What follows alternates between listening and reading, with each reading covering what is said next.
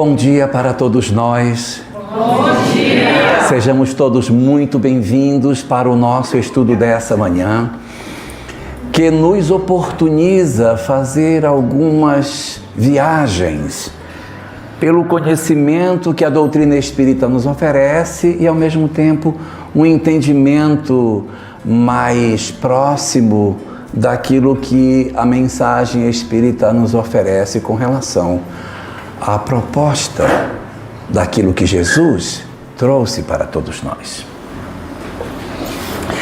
Nenhum de nós que se aproxima da mensagem espírita desconhece que o grande objetivo da vida é que nós consigamos experimentar o amor, porque o amor é a condição essencial para a libertação das nossas almas.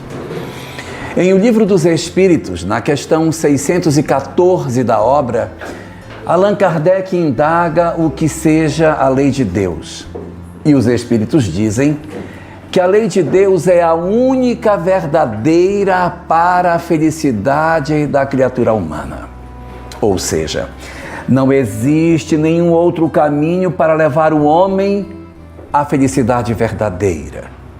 Podemos encontrar caminhos alternativos que nos façam experimentar alegria, mas felicidade no sentido pleno que a palavra representa, só a proximidade da criatura humana com a lei de Deus é que pode oferecer isso. Então, esta questão de O Livro dos Espíritos nos resume da seguinte forma: enquanto nós não nos aproximarmos da lei de Deus, nós não conseguiremos encontrar a felicidade, Mary.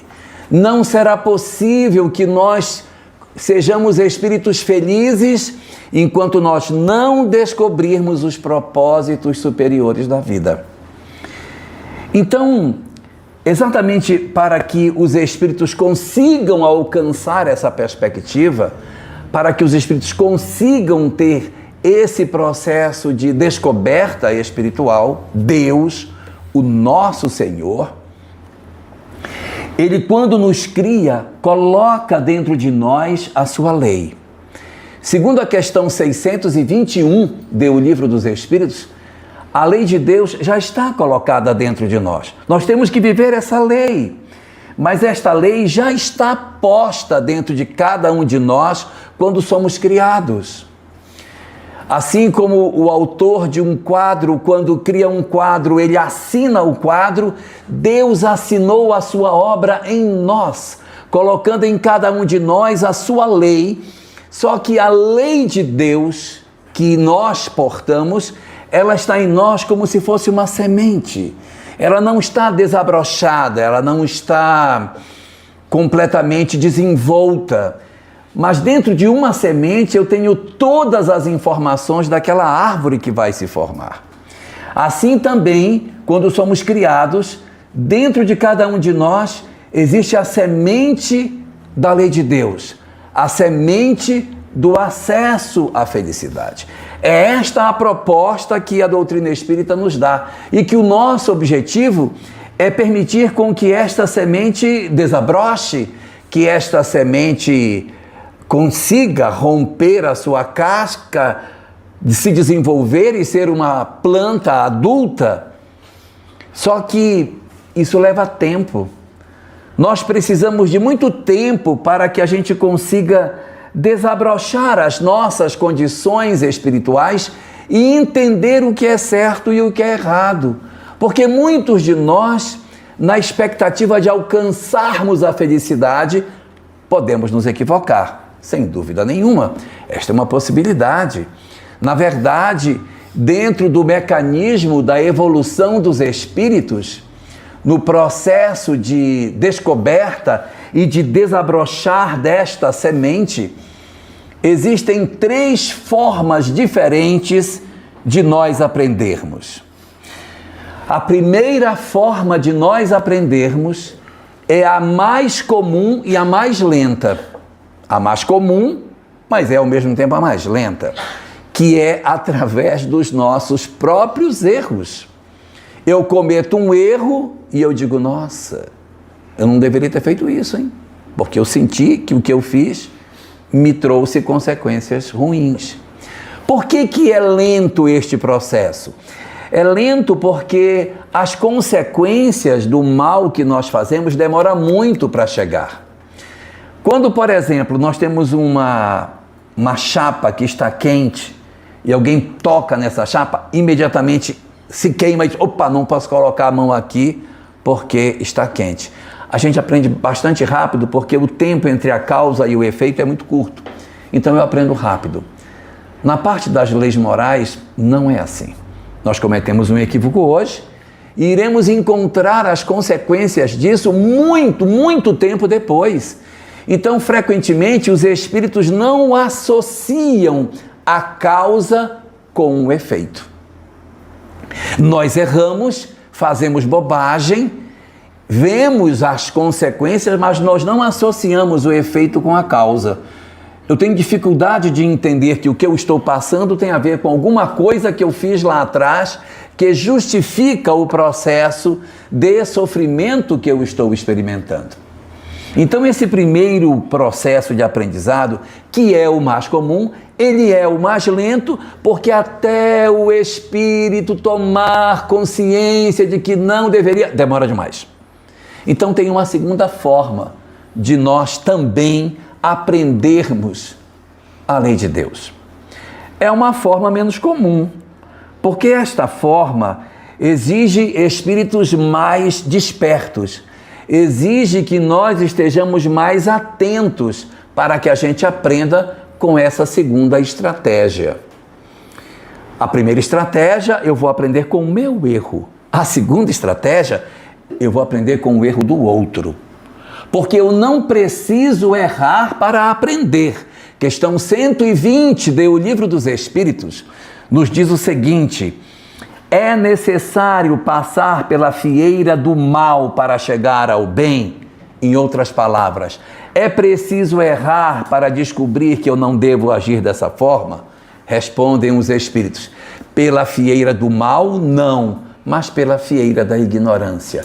Eu preciso descobrir as coisas. E eu posso descobrir com a minha própria queda, com o meu próprio erro, com a minha própria dor, mas eu posso olhar outra pessoa e dizer, isso aí não é bom, não vou fazer.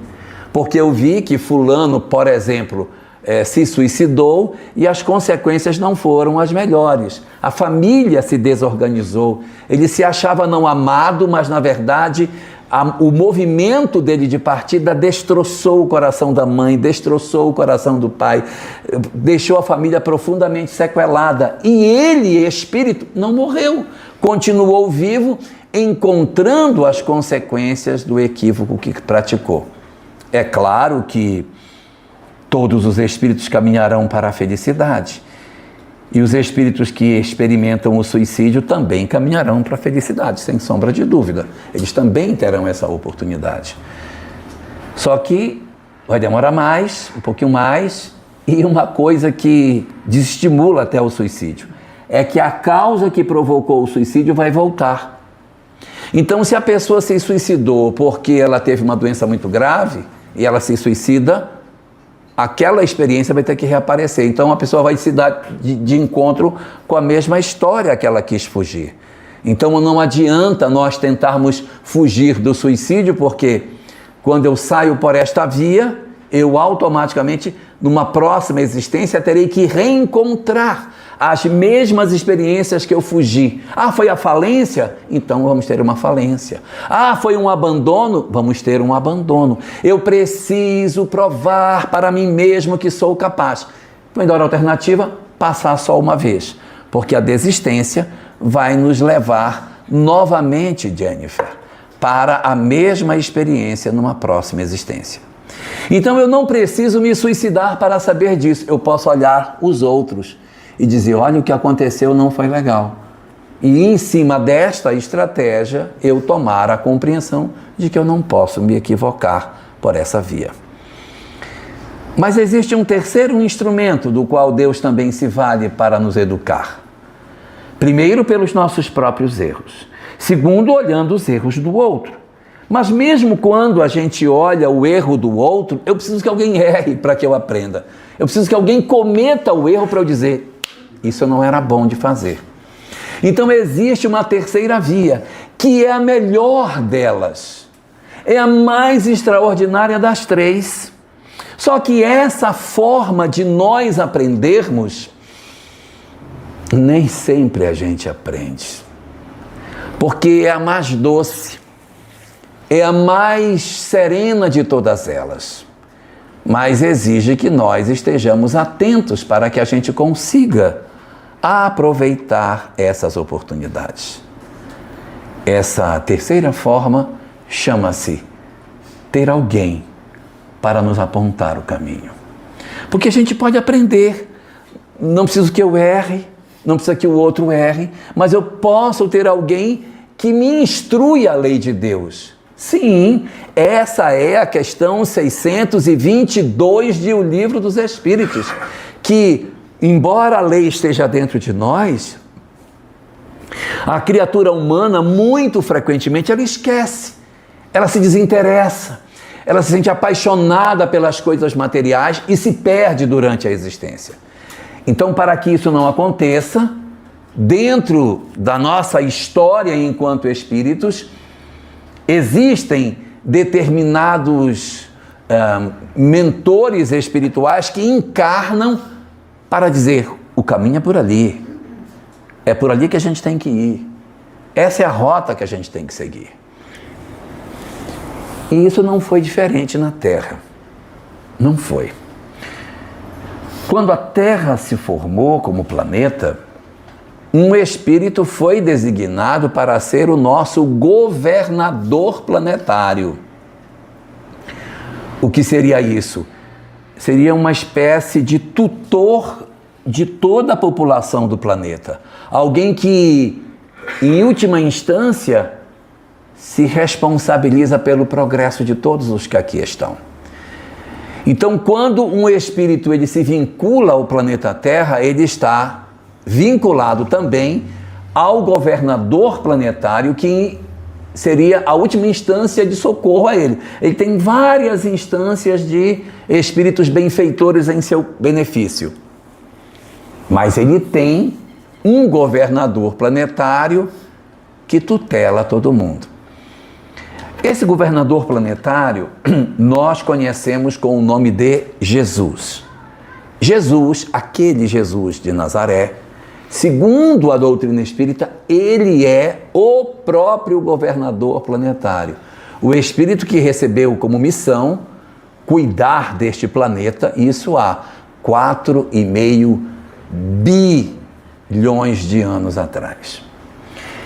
E ele tutela a história da Terra, ele cuida de todos nós desde este princípio. E aconteceu um fenômeno muito interessante no planeta há bastante tempo atrás, que foi o momento no qual a nossa humanidade experimentou uma mudança muito grande no desenvolvimento da criatura humana. Lá atrás, na pré-história, nós vivemos 2,5 milhões de anos num marasmo danado, a gente quase não aprendia nada. Nós éramos ainda do período do Paleolítico. Cadê a Sílvia que gosta de história? Então, no período Paleolítico, a criatura humana viveu muito tempo aprendendo apenas as coisas mais rudimentares. E de um momento para outro, conta a nossa história, que o homem deu uma guinada muito forte num período chamado Neolítico. Foram 2,5 milhões de anos no chamado Paleolítico, em que nós andávamos na savana, era o período da pedra lascada, a gente tinha pouquíssima capacidade de entendimento das coisas, nossa linguagem não era uma linguagem como a que temos hoje, andávamos sem nenhum tipo de vestimenta, morávamos nas cavernas, dominávamos o fogo, mas éramos muito primitivos. Só que há 10 mil anos atrás, houve uma mudança brusca. A humanidade aprendeu a fazer casas, começou a desenvolver cerâmicas, que a gente não sabia, começamos a entrar na idade dos metais, a idade do ferro, a idade do bronze, fazer ferramentas muito mais habilidosas, passamos a fazer roupas de couro, desenvolvemos armas muito mais poderosas. Isso só tem 10 mil anos que isso aconteceu. E a ciência, ela tem dificuldade de explicar como foi que houve essa mudança tão brusca na história da humanidade. E o Espiritismo nos diz que esse período do chamado Neolítico é um período marcado pela chegada de um conjunto de espíritos extremamente evoluídos que chegaram na Terra. Quem eram eles? Eram espíritos muito inteligentes, mas apesar de serem muito inteligentes, eram espíritos bastante atrasados do ponto de vista moral. E como eles eram muito atrasados moralmente, eles vieram para cá. E o nosso governador planetário, o nosso Cristo planetário, aquele que mais tarde encarnaria com o nome de Jesus, recepcionou esses espíritos. E disse para eles: eu vou distribuir vocês no planeta. E garanto a vocês dar todo o suporte para que vocês consigam se libertar. Que vocês consigam se aprimorar espiritualmente. Porque em termos de conhecimento intelectual vocês estão ótimos, mas em conhecimento moral está muito ruim. Então o que é que eu vou fazer? Em cada lugar onde vocês nascerem, eu mandarei um mensageiro meu para levar uma mensagem para vocês sobre a lei de Deus. Porque se lá no planeta que eles estavam, eles não conseguiram entender a lei de Deus, não era aqui, onde não tinha nada, que eles iriam seguir a lei de Deus. Então o governador planetário estabeleceu com eles que ele enviaria mensageiros para que trouxessem a esses espíritos, em particular, repito, em particular, uma mensagem que atendesse à capacidade intelectual que eles tinham. E é isso que justifica nós termos recebido em épocas muito remotas na nossa história revelações espirituais incrivelmente complexas em um período que o homem médio do planeta não tinha condição de entender. Então você vai ver os Vedas na Índia, é muito remoto. Tem mais de 6 mil anos que os Vedas foram constituídos e a humanidade não conseguia entender. Nós tivemos o Mahabharata, o Bhagavad Gita de Krishna, que falava sobre reencarnação, lei de causa e efeito, necessidade da transformação moral, dava detalhes sobre como que se dava o processo de evolução dos seres. Naquela mesma região ali da Índia, nós tivemos no Nepal a presença de Siddhartha Gautama, o Buda, que trouxe também uma mensagem incrível de autoconhecimento e a proposta de como o homem pode se libertar do sofrimento. Então isto tudo foram informações muito preciosas. Só que esses conhecimentos, eles não eram entregues para todo mundo. Porque o homem comum não conseguia entender, só o homem mais culto é que poderia tomar consciência dessa informação. Era preciso ter uma inteligência invulgar para entender os ensinamentos de Krishna, de Buda, dos Vedas. Não era qualquer um. Então essa doutrina é chamada de a doutrina secreta, porque ela era isolada, entregue só para os iniciados. A mesma coisa vai acontecer no Egito, quando esses mesmos iogues renascem no Egito e ali impulsionam o conhecimento espiritual no Egito. Eles trazem uma religião que era oferecida a portas fechadas. Havia uma religião para o povo, aquela religião de Osíris, Ísis, Tote, Anubis, daqueles deuses antropomórficos, mas havia uma outra religião entregue dentro dos templos de Amon apenas para os iniciados. Hermes Trismegisto foi o grande compilador dos conhecimentos espirituais na época do Antigo Egito. Assim como também esses mesmos conhecimentos chegaram na Grécia através de Pitágoras, de Sócrates, de Platão, de Orfeu, que traziam as mesmas verdades espirituais, porque a doutrina é a mesma, ela não tem nenhuma diferença, é a mesma doutrina, está sentada na lei natural. E se você for a Israel, também tem a mesma coisa. Existe o judaísmo para todo mundo, mas para os iniciados, a cabala. O conhecimento místico que nos entrega a reencarnação, a mediunidade, o mundo espiritual, todas essas verdades que fazem parte do arcabouço das verdades espíritas são entregues na doutrina secreta. Então o governador planetário foi entregando para cada região do planeta essas verdades espirituais. Para quem? Não foi para todo mundo. As revelações não eram revelações universais, elas eram revelações locais, só para aqueles que haviam migrado. Quem não havia migrado não entendia aquilo. Eles mesmos selecionavam, diziam, esta pessoa pode ser um iniciado, passa para dentro. Esse não tem condição, fica do lado de fora. Só os mais inteligentes se apropriavam desse conhecimento. Mas o grande objetivo da doutrina secreta não é ensinar a reencarnação, não é falar da lei de causa e efeito, não é nos falar sobre a comunicabilidade dos espíritos. Não é isso. O grande objetivo da doutrina secreta é nos fundamentar para que nós exercitemos o amor. Como seria isso na prática? Imagine que alguém diga assim: olha, você tem que viver o amor porque a lei de Deus é a única verdadeira para a felicidade do homem, não é?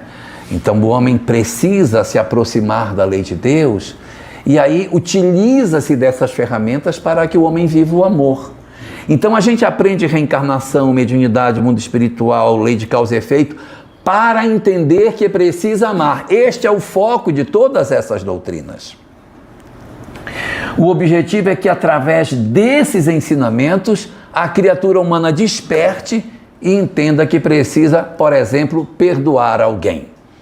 Imagine uma pessoa que me fez mal, que me machucou, que me ofendeu, que me feriu, e alguém chega assim: olha, você tem que perdoar essa pessoa. Mas não vou perdoar nunca.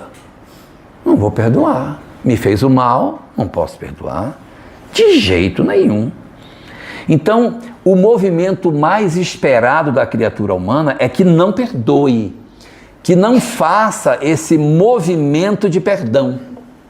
Só que quando você se aproxima do pensamento de Krishna, de Buda, de Sócrates, Platão, de Hermes, de todo mundo, quando você chega perto desses conhecimentos, essa verdade espiritual vai dizer: olha, você pode até não perdoar, mas pela lei da reencarnação você vai atrair ele para perto de você.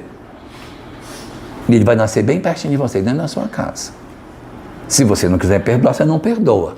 Mas você saiba que o não perdão, ele rearruma as nossas famílias futuras e pode trazer para dentro de casa esta pessoa que você tanto odeia. De posse do conhecimento espiritual, a pessoa ficaria pensando e diria: vamos rever a parte do perdão, vamos reanalisar. Por quê? Porque o conhecimento espiritual ele tem um poder absurdo de transformação da criatura.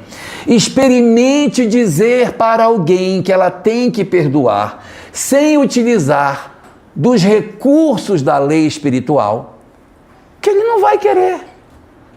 Ele disse: não, mas eu não quero, eu prefiro ficar com o meu ódio. Aí você vai ficar doente, eu morro, mas eu não perdoo. Porque a pessoa não consegue compreender os mecanismos da lei. Então todas essas verdades espirituais vieram ao planeta para oferecer à humanidade o despertamento através do conhecimento das leis espirituais. Eu entrego para você as leis espirituais, você se apropria dessas leis e descobre que tem que viver o amor. E aí você se transforma. Essa é a lógica. Eu não estou dando o conhecimento espiritual só para a gente saber: ai, que lindo, não é bonito? Não, não é bonito. É para que de posse desse conhecimento eu faça a minha mudança. E deu certo, gente. Deu certo. Porque na medida em que esses reveladores todos chegaram, Krishna, Buda, Hermes, Sócrates, Pitágoras, a Cabala, os Vedas, todos esses saberes foram entregues, As pessoas que se apropriavam desse saber diziam, gente, eu tenho que perdoar esse cara. Não quero ele como meu irmão na próxima. Não, eu não quero. Então, nós fizemos mudanças das nossas vidas em função das entregas espirituais que foram feitas. O resultado disso, os espíritos que receberam foram os espíritos que tinham migrado para a Terra por uma necessidade.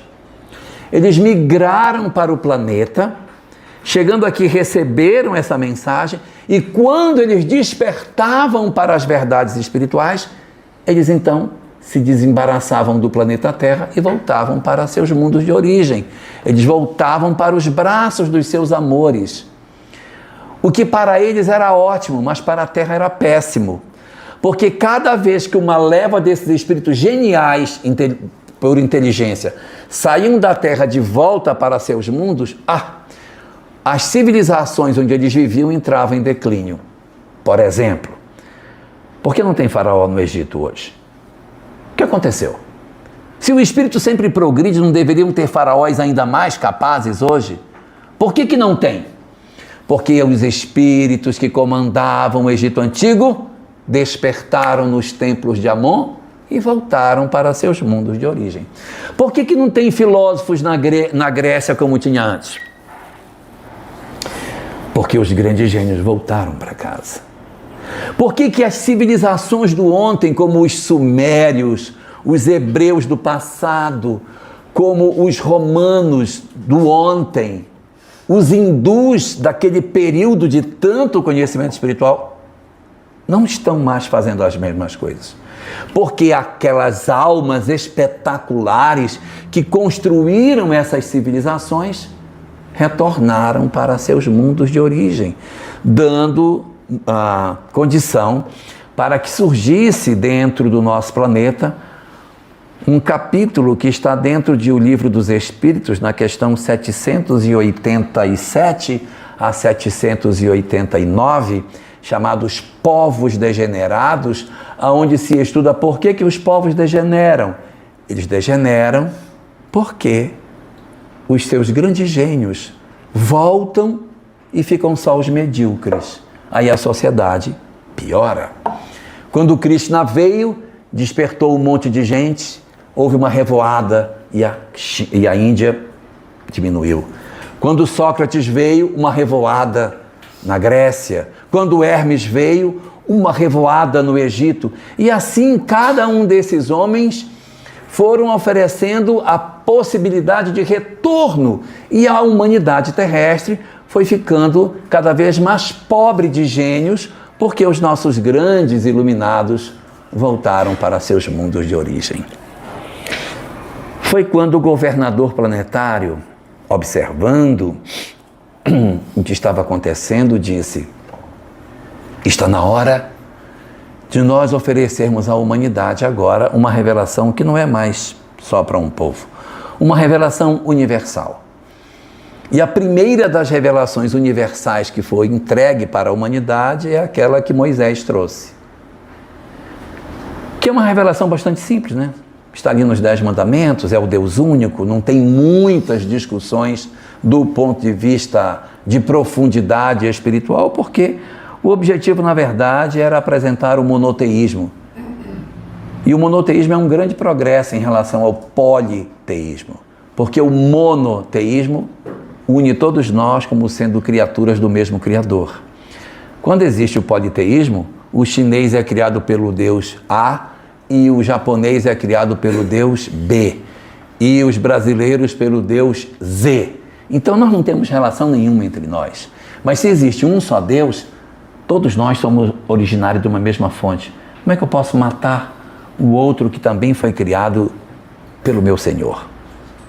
Então, o simples monoteísmo já seria suficiente para que houvesse harmonia entre os povos. Mas esse monoteísmo ele é entregue, a gente tem acesso a esse conhecimento, mas isso acaba não sendo muito bem aproveitado pela humanidade. É quando o governador planetário decide: agora, depois que todos os emissários já foram, que muita gente despertou, agora é a minha vez de ir. Agora eu vou entregar a mensagem da lei de Deus para a humanidade. Só que tem um detalhe, né? A humanidade muito ignorante, desprovida de conhecimentos intelectuais, não conseguiria receber as verdades sobre a reencarnação, sobre a mediunidade, o mundo espiritual e todo o aporte das doutrinas de Krishna, de Buda, de Sócrates, todo mundo. Não dava para entregar. E aí a gente pode pensar assim, vai dar errado a missão de Jesus. Vai dar errado por quê? Porque até hoje, todo mundo que entregou a lei de Deus, entregou com todas as ferramentas das leis espirituais. Como é que você vai dizer para uma pessoa para ela perdoar e não vai falar de reencarnação? Não vai dar certo. Não tem como dar certo. Porque eu vou dizer para uma pessoa, olha, você tem que perdoar o seu inimigo. Mas baseado em quê, meu amigo? Não é, se não for baseado na reencarnação, é difícil demais que alguém queira servir isso. E o Cristo planetário disse, eu vou levar a doutrina para todo mundo, não entregarei tudo porque eles não têm condição de absorver, mas vai dar certo. Eu imagino que quando isso foi decidido, o grupo que fica perto de Jesus deve ter dito para esse chefe, não vai dar certo, não vai funcionar. Como que o senhor vai convencer uma pessoa a perdoar se não disser que tem reencarnação? Que tem que amar o próximo sem reencarnação? Com reencarnação fica fácil de dizer, olha meu amigo, é por aqui que a gente vai. Olha, se você não fizer por aqui, vai dar um problema lá na frente. Mas sem isso, Senhor, vai ser uma catástrofe. Mas o Cristo planetário disse, eu usarei uma ferramenta diferente e vai dar certo. E deu. Qual foi a ferramenta que Jesus utilizou para que a sua doutrina levasse as pessoas a perdoar sem que ele explicitasse a reencarnação, a mediunidade, o mundo espiritual, a lei de causa e efeito? Qual foi a estratégia que o Cristo utilizou para inocular nas pessoas que elas tinham que amar, que tinham que perdoar? Ele usou como instrumento aquilo que aquele filósofo brasileiro goiano fala, o Zezé de Camargo. Ele disse, é o amor. É o amor. O que Jesus fez? Ele impregnou a sua mensagem de tanto amor, mas de tanto amor, mas de tanto amor, que ele convenceu as pessoas a fazerem o que ele propunha, não é por conta das consequências espirituais, é porque eu estou dizendo que é para fazer. Eu que amo você, estou dizendo para você, não faça isso, ou ainda por outra. Eu que amo você, estou dizendo, Jennifer, faça dessa forma, minha filha, vai ser melhor para você. E como você sabe que eu amo você, você faz o que eu estou pedindo. É parecido com a mãe. Já viram mãe, quando um filho bebe, a mãe diz assim para o filho, meu filho, eu gostaria que você não bebesse, porque o álcool etílico, ele agride as paredes do seu estômago e pode provocar uma ulceração. E mais tarde, esse processo crônico pode perturbar o seu fígado e você vir a enfrentar... Ela não fala isso. Ela não fala isso. A mãe diz, meu filho, eu queria que você parasse de beber. É sua mãe que está pedindo. Não é assim que ela faz?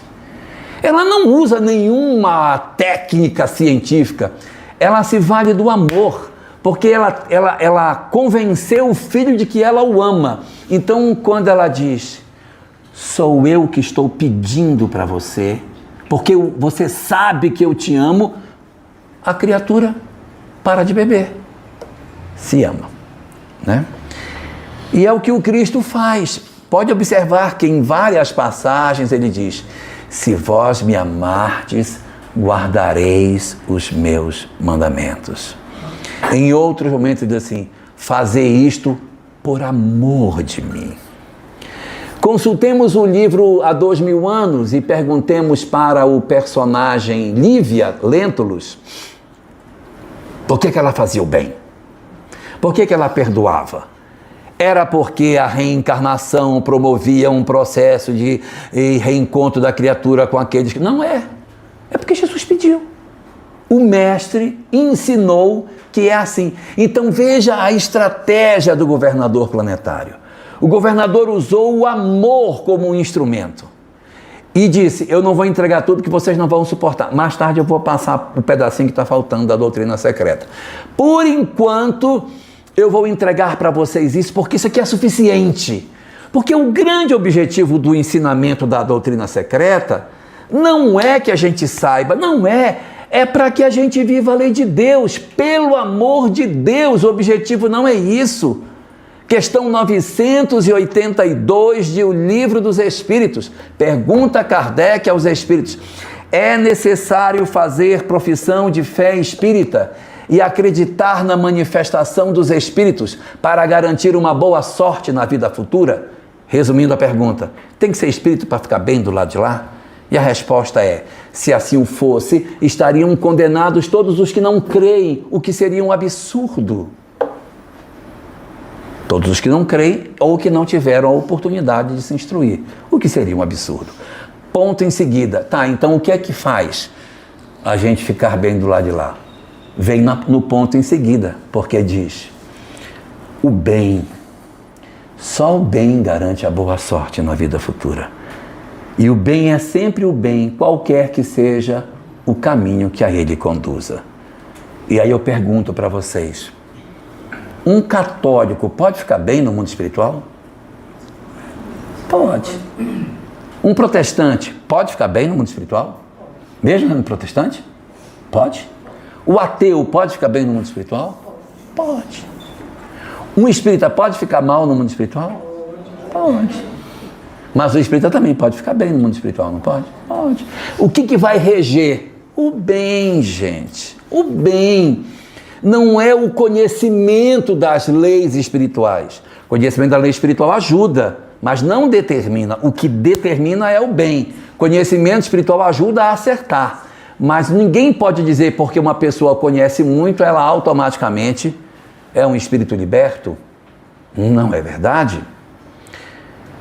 Pegando o livro Há 2000 anos, onde nós encontramos a história de Araxes, aquele egípcio médium lá que faz toda a trama, mal demais, assassino inclusive, ele sabe tudo da lei de causa e efeito, não é? Ele sabe tudo de reencarnação, sabe de mediunidade, sabe de lei, ele sabe tudo, mas ele sabe é mal. Então o conhecimento espiritual não determina que nós estejamos bem, mas a prática do bem determina.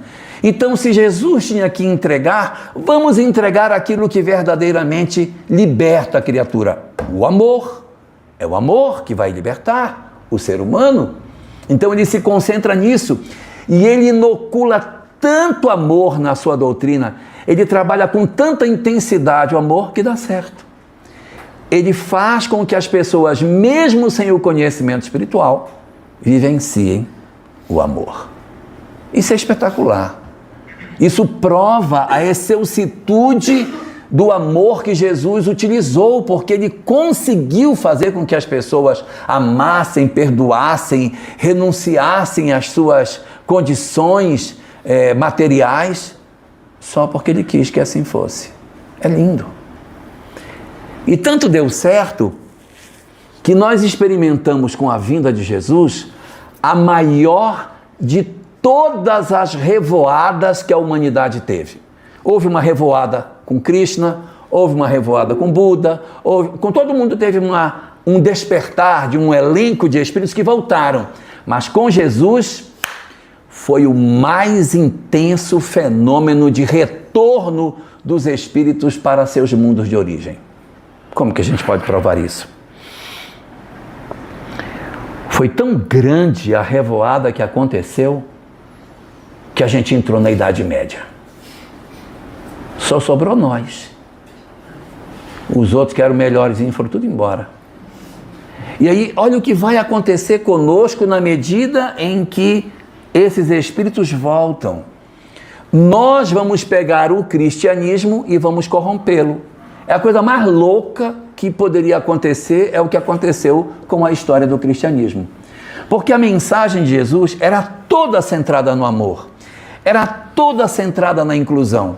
Depois que aquela revoada de espíritos maravilhosos volta e que a terra fica entregue para nós, coitadinhos, a gente não sabe o que fazer com a mensagem. E nós corrompemos a mensagem do cristianismo.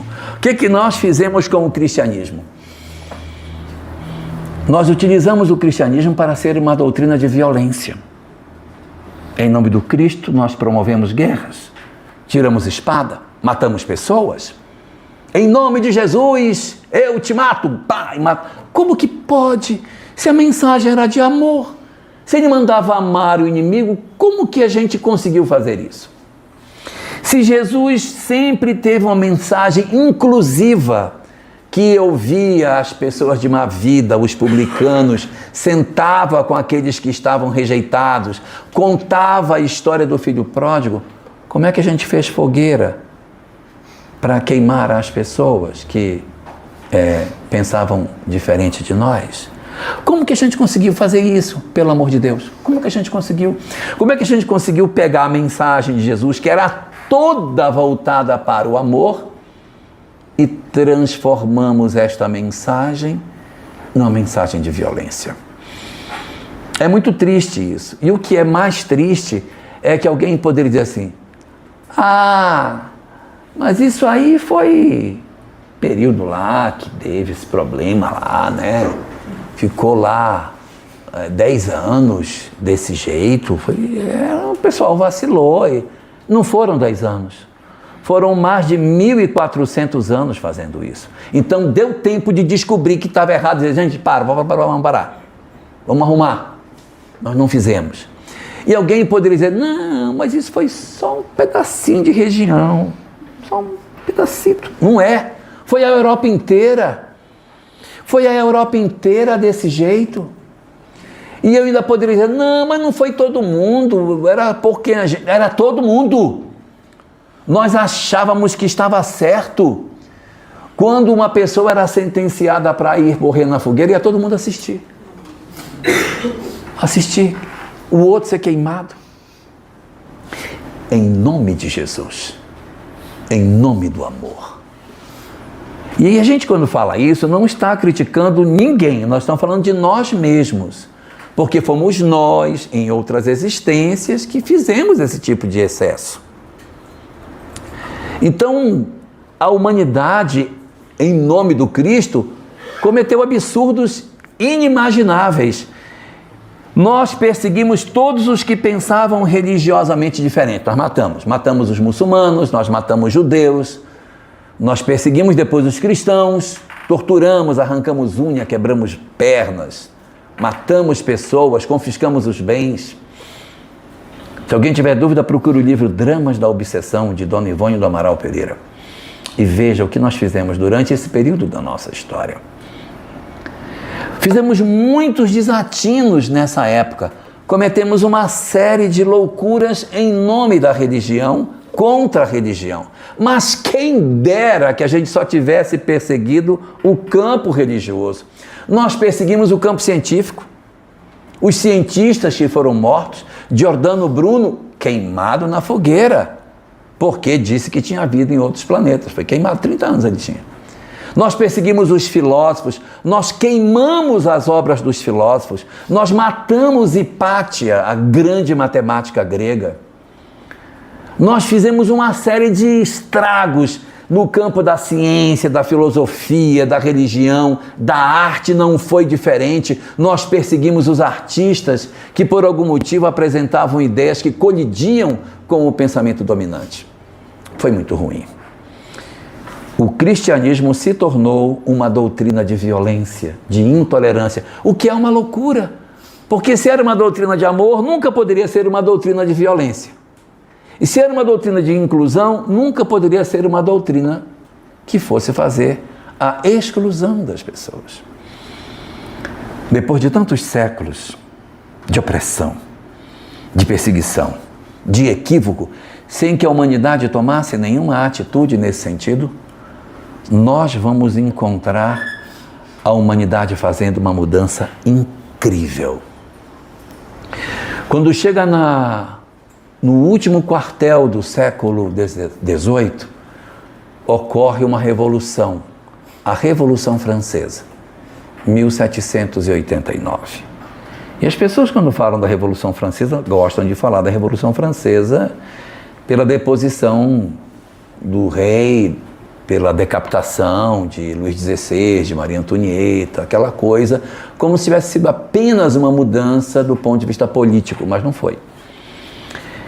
A Revolução Francesa representa também uma mudança no campo religioso, filosófico, porque com a Revolução Francesa houve um golpe de morte no cristianismo. O cristianismo perseguiu tanto tempo a ciência, perseguiu tanto tempo a religião, que quando chegou na Revolução Francesa veio o golpe. O cristianismo foi expulso da França. A religião foi defenestrada da França e em seguida da própria Europa. Iniciou-se um movimento de perseguição a tudo aquilo que era religioso. E a gente entende por quê. Por que isso aconteceu? Porque a religião perseguia os filósofos, a religião perseguia os cientistas, tinha uma mensagem extremamente castradora, hipócrita. Nós tínhamos uma religião extremamente voltada para os interesses das criaturas em termos materiais. Então chega um momento em que os pensadores do século XIX dizem, não, religião é um problema para a humanidade. Esse cristianismo aí, então, isso é a pior coisa que poderia existir. Eles têm que ser retirado da nossa história. Existe um pensador alemão chamado Ludwig Feuerbach. E esse cara, ele é o grande iniciador da proposta. A religião tem que ser destruída no planeta, porque isso é um problema.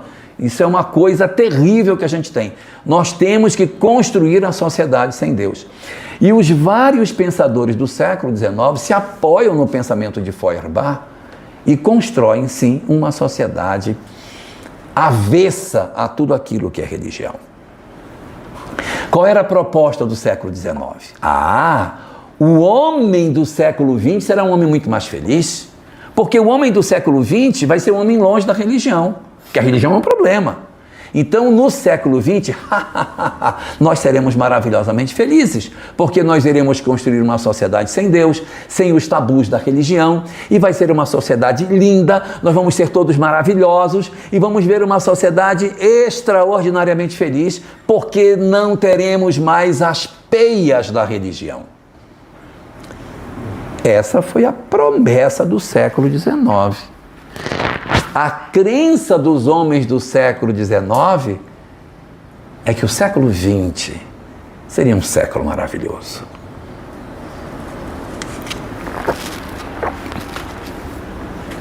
Não preciso dizer que não aconteceu.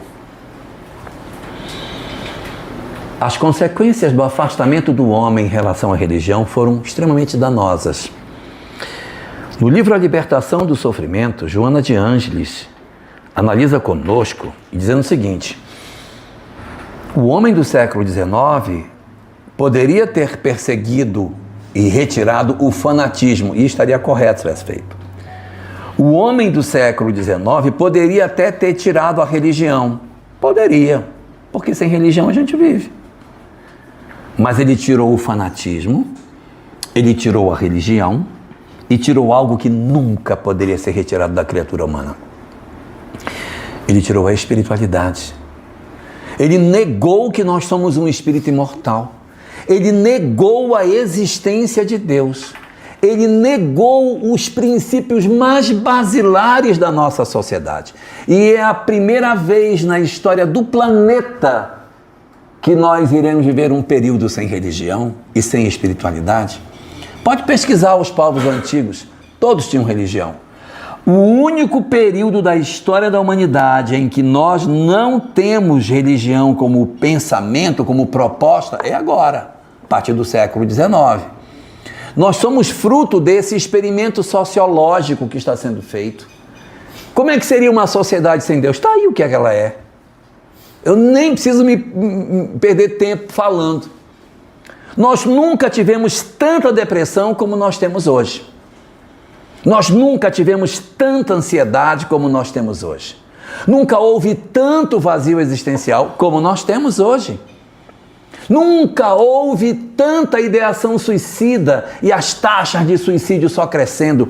Nunca houve tantos traumas emocionais em função do afrouxamento dos laços de família.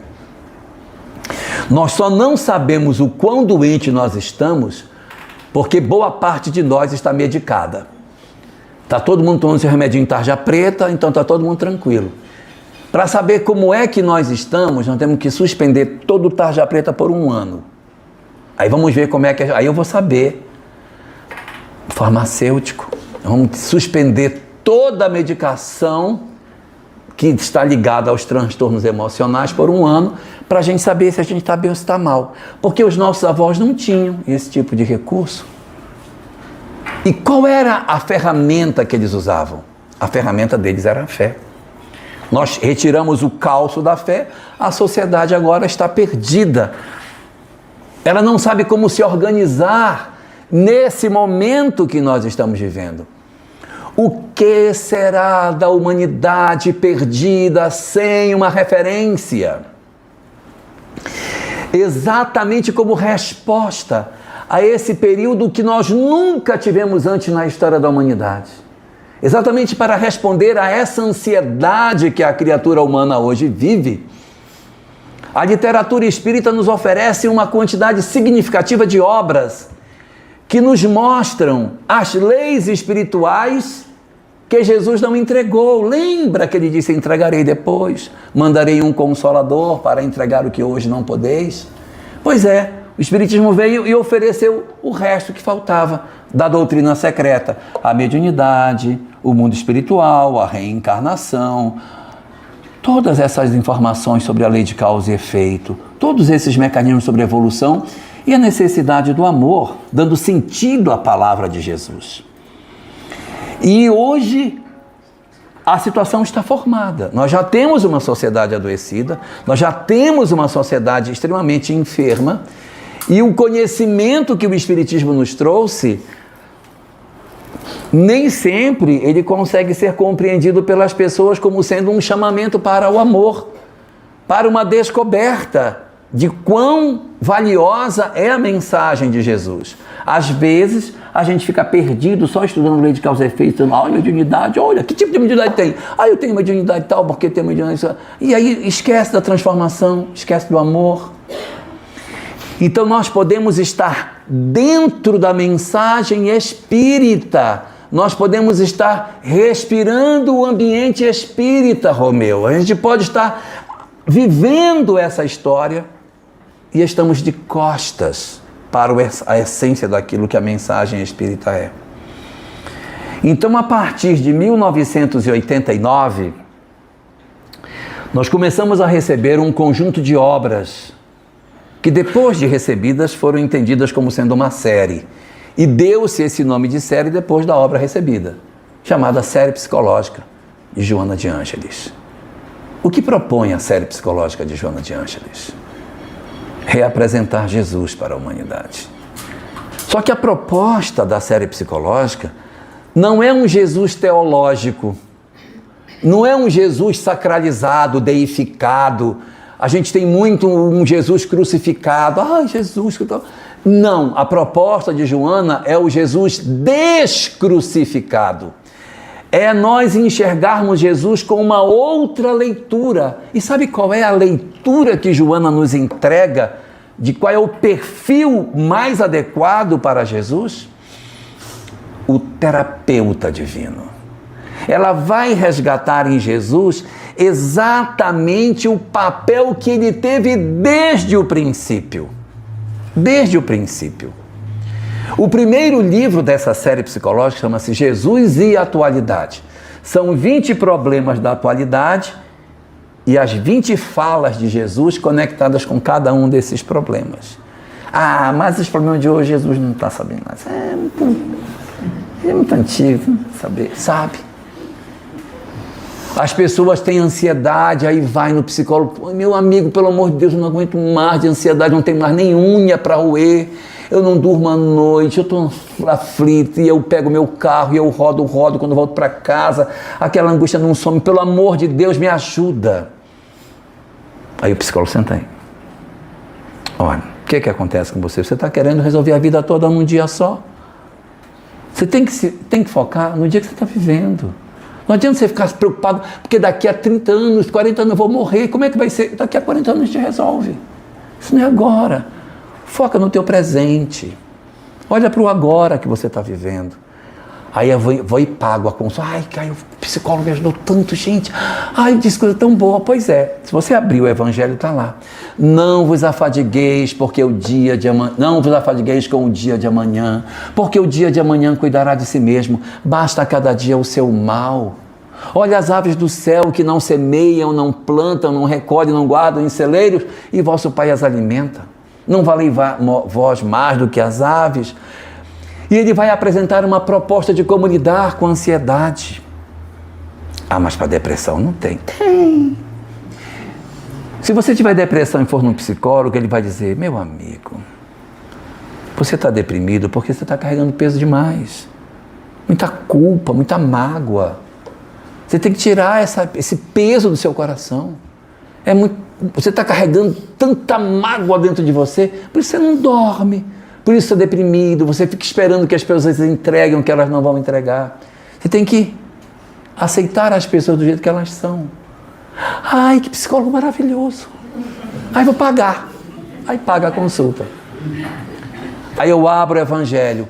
Vinde a mim todos os que vos achais cansados e aflitos, e eu vos aliviarei. Que o meu fardo é leve, o meu jugo é suave. Por que o fardo dele é leve? Porque ele não carrega culpa. A gente tem um fardo pesado que fica carregando tudo nas costas. Mágoa de pai, de mãe, de avô, de bisavó, do marido, do ex-marido. Arrastando aquilo, carregando aquele peso. Não aguento. Então, enquanto eu carregar peso, vai ser difícil. Então, tem que aprender a soltar. Aí a gente vai no psicólogo, eu estou com um problema. Abandono. Minha mãe me abandonou, meu pai me abandonou, todo mundo me abandonou, eu não sei mais o que eu faço. É um sofrimento tão grande porque ninguém me ama. Eu sou uma pessoa desamada. Fazei o bem àqueles que vos aborrecem. Não importa o que o outro te faz para ele o que é certo. Que o psicólogo vai dizer, você não pode ficar carregando isso. Porque se a gente se vinga é pior. O Cristo propõe o perdão. Se for no psicólogo, ele vai dizer, você tem que perdoar as pessoas. Se você não perdoar, você não vai ficar bem.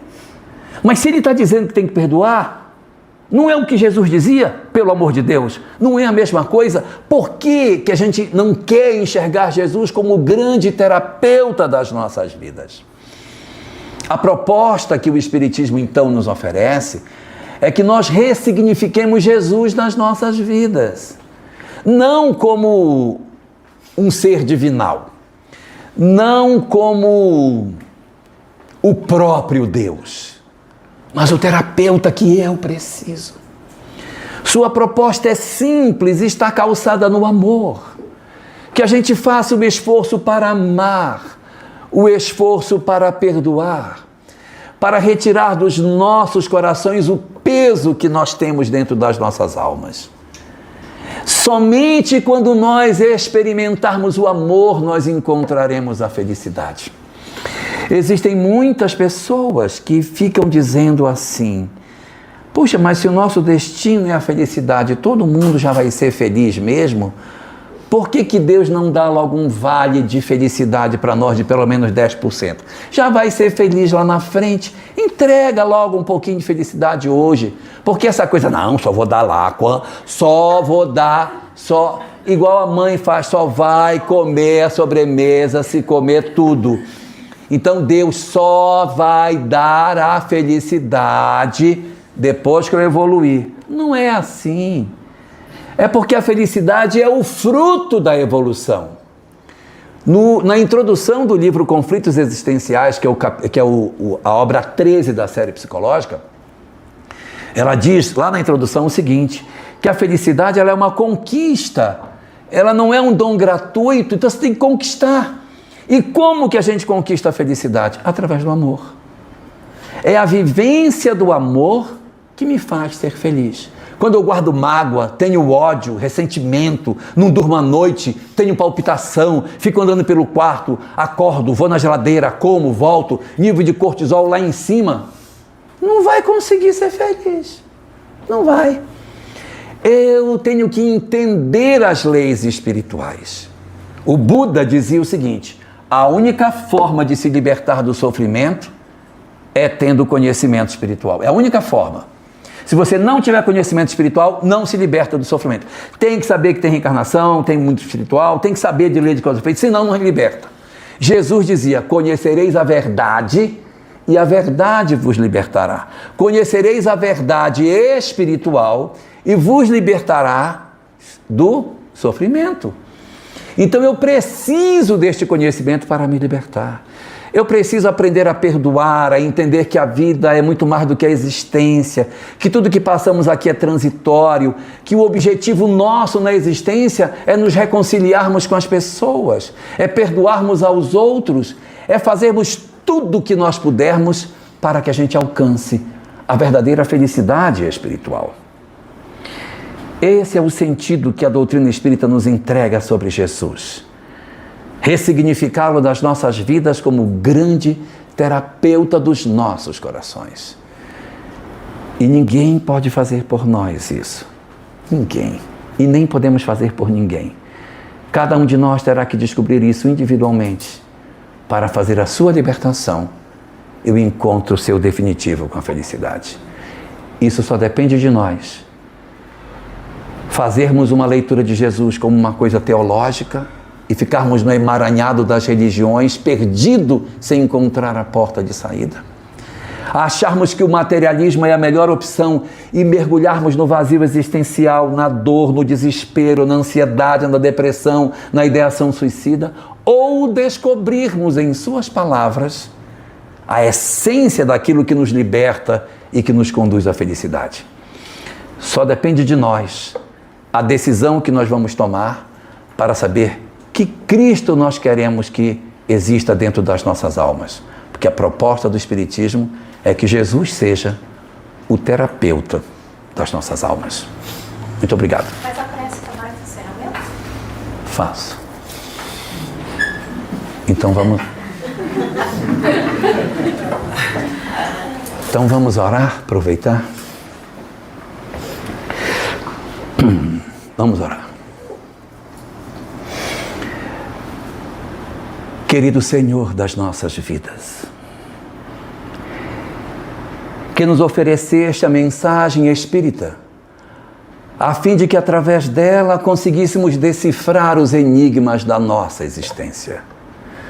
Nós te rogamos, Senhor, ajuda-nos a que consigamos entender de maneira mais clara os laços familiares que tu nos ofereceste, para que desenvolvêssemos a nossa capacidade de amar.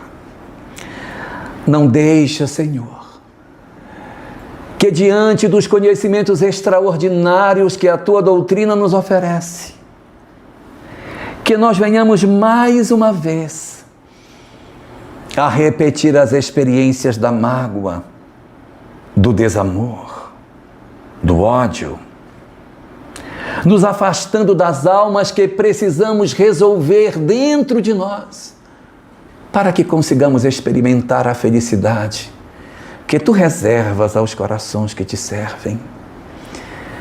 Deixa, Senhor, com que cada um de nós perceba que no lar onde vive existem as almas que precisamos aprender a conviver, a desenvolver as nossas potencialidades espirituais, para que os dramas, a violência que existe dentro de nós há tantos séculos, enfim, se dissipe nas experiências do amor. Retira, Senhor, das nossas almas a mágoa. Ensina-nos a dizer não e a dizer sim, com amor. Ensina-nos a perdoar aqueles que nos feriram, por entendermos que nós precisamos de novas histórias e não queremos mais repetir as mesmas experiências. Deixa que o conhecimento que teu Filho Jesus nos ofereceu venha cicatrizar as feridas das nossas almas e que Ele, como médico divino das feridas espirituais, estenda as suas mãos para nos curar das nossas dificuldades, das chagas que ainda trazemos em nós e que constrói a história de vida que temos. Que as luzes infinitas dos nossos espíritos benfeitores, que nos acompanham nas nossas lides familiares, que sabem das nossas lágrimas silenciosas, das nossas dores e das nossas renúncias, e das tantas vezes, Senhor, que o fardo se torna pesado demais. Facilita com que esses mentores tenham mais acesso a nós, não permitindo com que a mágoa nos cegue, mas deixa com que tenhamos a lucidez para decidir com acerto, dizendo sim quando for necessário e aprendendo a dizer não com amor, para que sejamos libertos verdadeiramente. Que as luzes da Tua misericórdia estejam sobre as nossas vidas, nos permitindo aproveitar a experiência que estamos tendo agora de posse do conhecimento espírita, com todo esse poder de transformação que Ele tem. Assim, Senhor, neste momento que Tu nos concedes, deixa-nos agradecer-te por esse manancial de conhecimentos que Tu nos ofereceste e apenas te rogar que Tu nos ajudes para que nós não desistamos de nós próprios, porque sabemos que Tu nunca desistirás de nós. Mas te rogamos, Senhor, ajuda-nos para que nós consigamos dar bom termo a todas as experiências que a vida nos oferece.